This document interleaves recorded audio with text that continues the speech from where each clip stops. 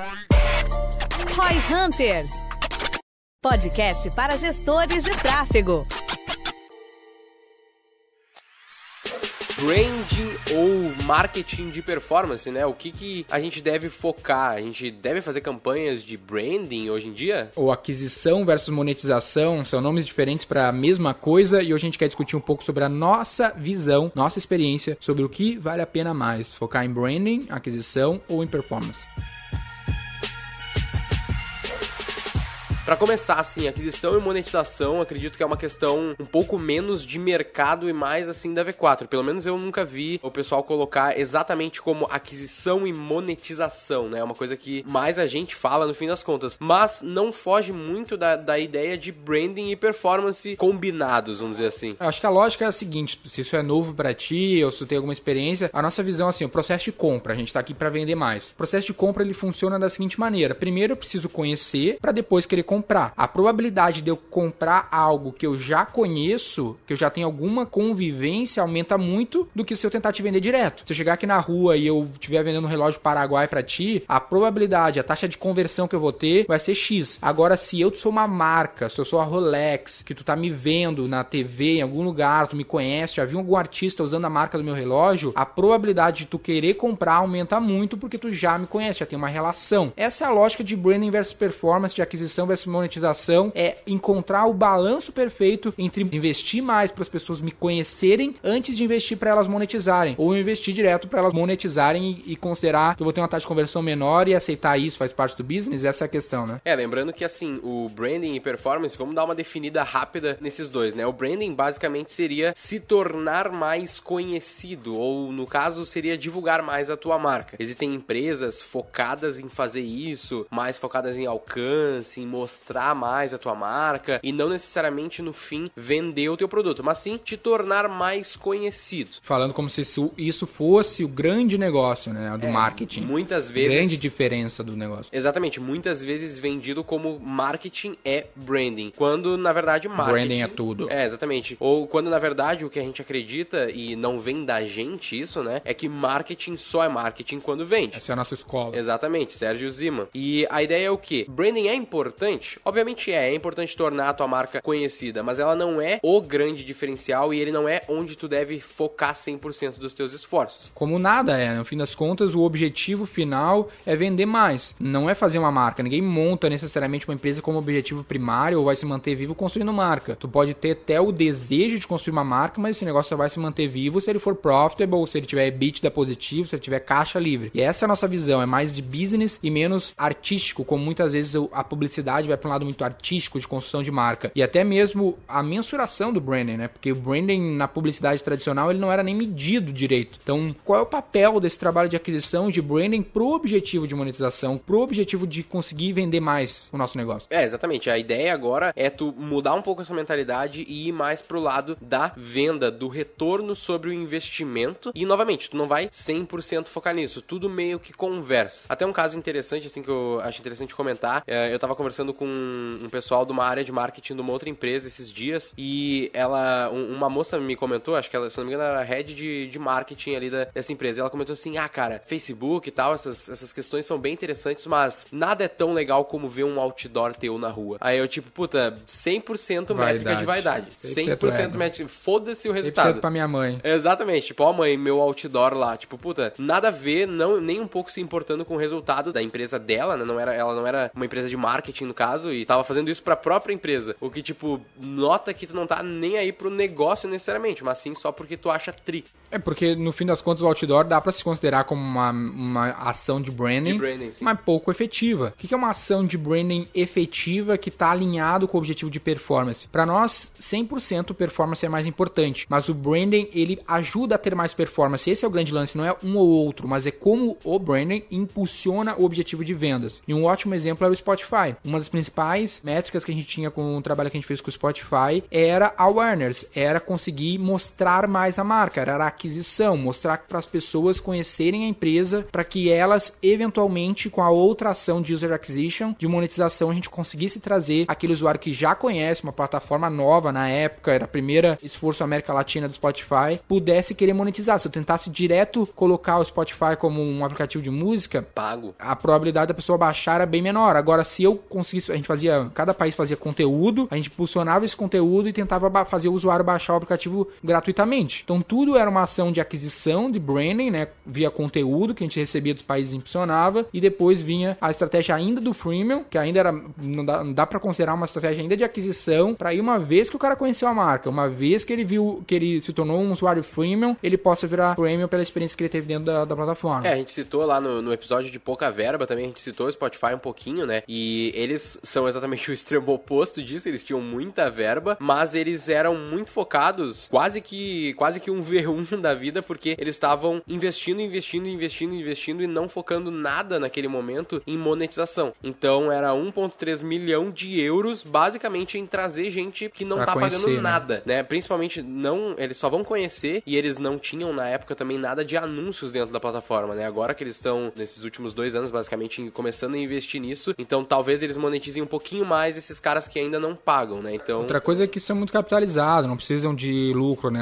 É uma empresa que não dá lucro. Exatamente, é um outro tipo de negócio. Mas voltando um pouco pra pauta aqui, o que eu queria falar? Na verdade, é uma questão contrária, né? A gente falou que o branding também pode ajudar na nossa performance, né? E a gente pode focar nossas campanhas de branding pra fazer com que a performance melhore. Então, buscando campanhas que tragam ali a questão da marca, que mostre mais a minha marca, mas que convertam no final. Mas tem um outro ponto de vista que muitas vezes a gente fala para os nossos clientes, que é o quê? A performance é um branding. Porque se eu faço campanhas que vão focar em adquirir um cara pra, de repente, sei lá, jogar num funil e converter, ou até campanhas que são de conversão direta, né? Então eu vou fazer um público aberto, palavras-chave abertas, e vou fazer conversão direta, que vai ter uma taxa de conversão normalmente menor, mas o meu foco vai ser final de conversão e ter ROI. Isso, naturalmente, por si só, já é branding. Porque eu tô fazendo o quê? Eu tô anunciando um produto com a minha marca, um serviço com a minha marca, e buscando, no fim, a conversão. Eu não vou me importar com métrica de vaidade, de alcance, de like, etc. Eu vou me focar no ROI. Mas isso, por si só, já é muito do branding. Porque eu vou estar trazendo alusão à minha marca, eu vou estar fortalecendo isso, eu vou estar mais presente nas redes sociais, eu vou estar mais presente na pesquisa, e isso, no fim das contas, vai fortalecer a tua marca no médio e longo prazo. Acho que o grande lance que a gente tem que se preocupar, um exemplo que é bem do nosso cotidiano aqui, você pode conferir ou já confere, é o nosso próprio canal do YouTube, que hoje é uma das principais canais de aquisição da V4, sendo a V4 não uma empresa pequena, uma empresa que fatura mais de 10 milhões por ano, e ele garante que a gente consiga trazer, por exemplo, nos últimos 2 meses, a gente está gravando esse podcast aqui em dezembro de 2019, os últimos 2 meses, outubro, novembro, a gente cresceu 20% do nosso faturamento mês a mês, e um dos principais canais de aquisição é o YouTube. Entretanto, o nosso canal do YouTube ele tem 30 mil inscritos, 3 milhões de visualizações somadas. Não é um grande canal. E aí tu pode pensar, porra, por que os caras não focam em crescer esse canal? Porque não é importante crescer o canal necessariamente, mostrar o canal para todo mundo, para qualquer pessoa. O importante é trazer as pessoas certas, elas entendam o que a gente faz, mas diretamente elas já possam converter. Esse é o grande lance. Se você for ouvir os próprios episódios aqui do V4Cast, do Roy Hunters, ou do nosso canal do YouTube, você vai ver que a gente traz um conteúdo que poderia ser considerado branding ou aquisição, mas a gente já tenta monetizar. A gente até deu um nome para isso internamente, a gente chama de embalde direto, que é uma mistura de marketing direto com embalde marketing. Ao invés de a gente ficar produzindo conteúdo aleatoriamente para que um dia o cara queira comprar, ou eu tente monetizar, a gente traz pelo conteúdo, mas a gente já tenta monetizar em todos os nossos conteúdos, nossos 400, 500 vídeos no canal, todos têm call to action para compra. E direto a gente tem venda oriunda de um vídeo que o cara assistiu 1 ou 2 e já monetiza. O cara pode olhar o nosso canal e no fim das contas achar que, putz, os caras têm 30 mil inscritos, 30 e pouquinhos mil inscritos, eles são pequenos, né? Porque você tá acostumado com o quê? Figuras de milhões. O cara tem 5 milhões, 3 milhões. Esse cara vive de AdSense, não milhões. É o nosso negócio, né? Exatamente, o cara vive de mostrar anúncio pra caramba nos vídeos. Com centavos por usuário. Exatamente, se tu for ver lá no nosso canal, acredito eu, hoje, de novo, a gente está 100% sem monetização ativada nos vídeos. Talvez um vídeo ou outro tenha passado sem querer ali, mas 99% dos nossos vídeos não tem nenhum tipo de monetização por visualização, porque o nosso foco não é esse. Tudo bem, isso é uma dica de YouTube, né? Exatamente. No fim das contas, tem gente que fala, né, que se tu desliga a monetização, eles mostram menos, mas também a gente testou e não deu e nada.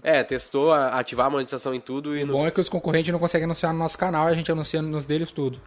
ninguém vai ver um anúncio no nosso vídeo do Érico Rocha, no fim das contas. Mas a ideia é justamente essa, de foco em conversão. E o inbound, a gente falou do inbound agora, né? O inbound, ele vai ser o foco em adquirir um monte de gente para consumir muito o meu conteúdo e eventualmente eu vou fazer uma oferta para esses caras, ou eu vou esperar com que o nível de consciência desses caras aumente para que eles queiram comprar o meu produto. E o inbound direto é um pouquinho mais focado na venda, como a gente tá falando aqui, na performance. Então, ao invés de eu só fazer um conteúdo, entregar um conteúdo lindo de valor e no fim te convidar pra conhecer mais do meu conteúdo, eu vou te convidar pra comprar. Basicamente é isso a diferença do inbound pro inbound direto.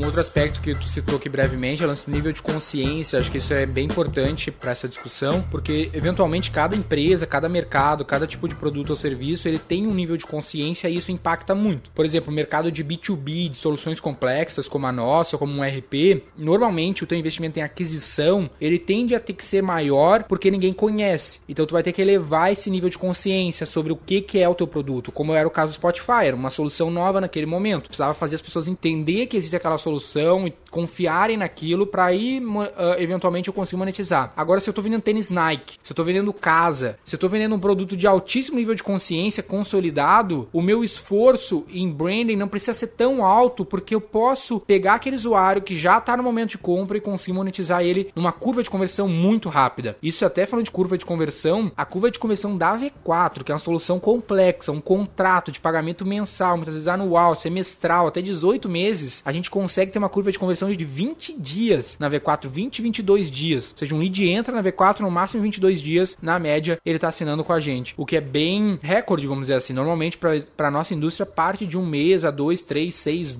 meses de 1 ano. Então, porque a gente foca nessa monetização. Então, a gente arma toda a nossa estratégia de comunicação para conseguir fazer essa curva de conversão ser o mais rápido possível, o nível de consciência subir o mais rápido possível e, eventualmente, pegar pessoas que já tenham um alto nível de consciência. Então, todo o nosso conteúdo, toda a nossa estratégia é orquestrada para isso. Exatamente. Se a gente estivesse investindo em inbound, provavelmente a gente estaria levando meses e meses para construir uma base grande o suficiente para ela consumir o conteúdo, gastando muito dinheiro em construir esses conteúdos e alimentar essa base, enviar os e-mails ou o que for para essa base, para eventualmente no futuro elas converterem. É uma estratégia que não funciona? Não, longe disso, ela funciona, obviamente. Só que a gente foca em trazer a conversão o mais rápido possível. Um outro exemplo que é legal de falar é sobre estratégia de influências, embaixadores, que normalmente é uma estratégia de branding, né? Que a pessoa faz, não, puta, eu vou pagar uma grana aqui pra um atleta, pra um artista, pra um influenciador, pra ele ser personagem da minha marca. Mas a oportunidade que a gente tem hoje com a internet é usar um influencer, um embaixador, não como um rostinho bonito para minha marca, mas sim como um canal de vendas, o que é muito interessante. Ele é mais canal do que mídia. Muitas vezes tu vai comprar, antigamente tu comprava um influencer como mídia, pro cara só servir como um rostinho bonito. Hoje tu usa como canal. A gente tem uma série de embaixadores que a gente vai anunciar agora no início do ano da V4, que são a mesma lógica, influenciador, embaixador, que a gente sabe que eles são canal, que eles têm uma audiência, eles somam mais de 1 milhão de pessoas na audiência deles, mais de, sei lá, 100 mil, 200 mil clientes que são nosso público-alvo. Então esses caras vão no contrato direcionar X clientes para nós por mês. Então a gente sabe que com o investimento que eu faço com o cara, eu vou trazer X vendas. Com esses X vendas, eu, além de um esforço de branding pela transferência de autoridade da imagem desses indivíduos, eu vou trazer vendas diretamente todos os meses desses contratos. Tu ganha dos dois lados, no fim das contas, como a gente tá falando aqui.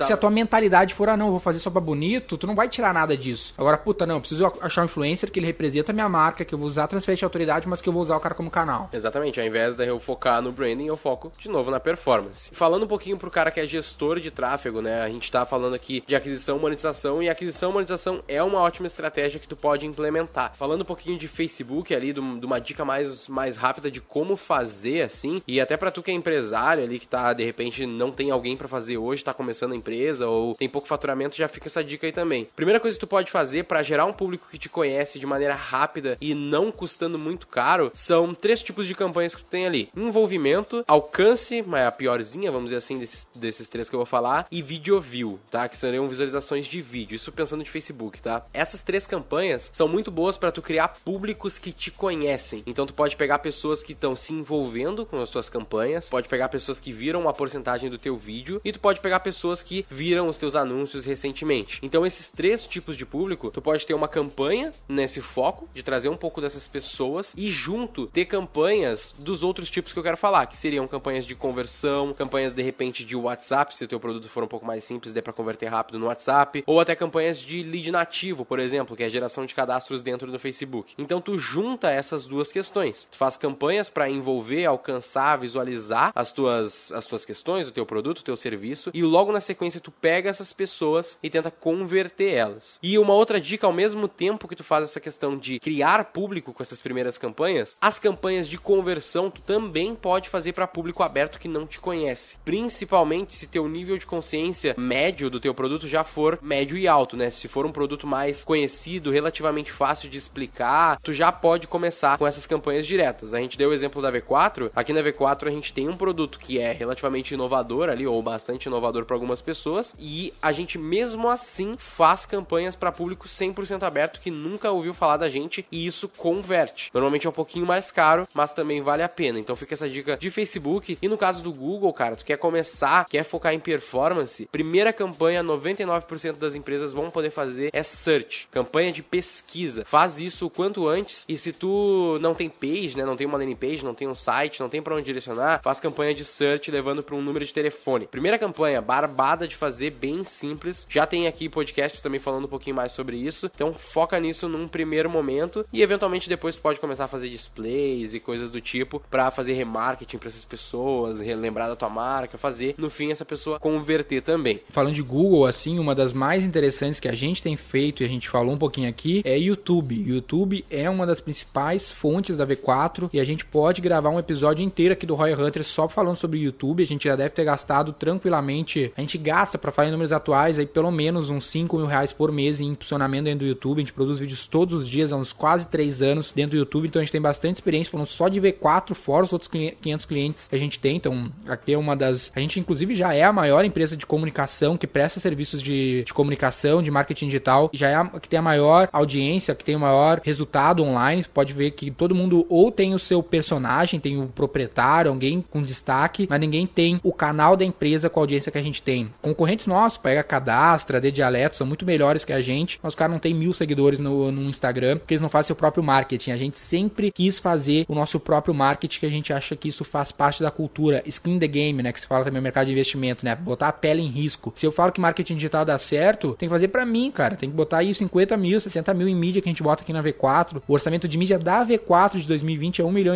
Então aqui é skin the game. Se vocês querem ouvir um pouco mais sobre como a gente tem feito isso pra V4 falando de YouTube, que muita gente nos conhece por lá, manda um direct para nosso Instagram que a gente grava um episódio só sobre YouTube Ads aqui no Roy Hunters. Exatamente. Lembrando então, e para finalizar, o nosso Instagram é um dos nossos principais canais hoje para tu conseguir interagir com a gente de maneira direta e mais rápida. Eu, o Denner, o pessoal, os sócios aqui, estamos sempre focados lá buscando fazer gerar esse engajamento com vocês. Conversar. Exatamente, trocar essa ideia lá, pode mandar direct, pode comentar ali quando a gente faz os questionamentos, e mandem ideias também de episódios que vocês gostariam de ouvir aqui no Roy Hunters. E lembrando, cara, se tu é uma empresa, se tu tá buscando implementar um processo de vendas, tá buscando vender mais com a internet, talvez não sabe como fazer isso, ou também não tem tempo para implementar isso por ti só, entra lá no Instagram da V4 ou no nosso site v4company.com, te cadastra lá que a gente vai poder te ajudar a conhecer um pouco mais. E se tu é um gestor de tráfego ou tá buscando ser um gestor de tráfego e quer aprender mais a fundo com a gente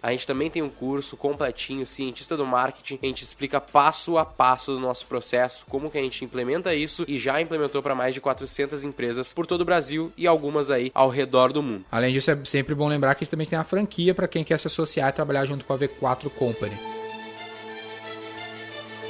Muito obrigado pela tua audiência, por ouvir a gente aqui. Não deixa de ouvir os outros episódios e interagir com a gente lá pelo Instagram. Sou o Denner Lippert, fundador da V4 Company. Eu sou o Guilherme Lippert, sócio executivo da V4 Company. E o nosso negócio é vender o seu. Para saber mais sobre como a V4 pode ajudar o seu negócio, ou você que é profissional de marketing digital e quer saber como ser nosso parceiro, acesse v4company.com e saiba mais.